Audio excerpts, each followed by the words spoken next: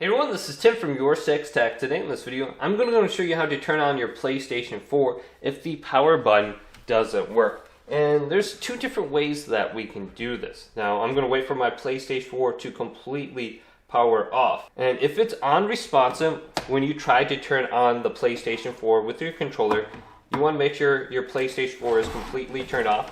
You can simply unplug it from the back here to turn it off. Now, with no light on the light bar here, what I want to do is try pressing the PlayStation button on the controller. And this should turn on the PS4 when I do this. And the other way that you can easily turn on your PlayStation 4 is by using a disc. So if you do have a disc drive on your PlayStation 4 that is working, when you plug in a disc, it should make a sound and it should turn on the PlayStation 4 when you do this. Now I'm pressing the eject button and this makes a beep, but it doesn't do anything. But when I use a disc, it doesn't matter what kind of disc. If I just insert it right here, it will turn on my PlayStation 4 automatically.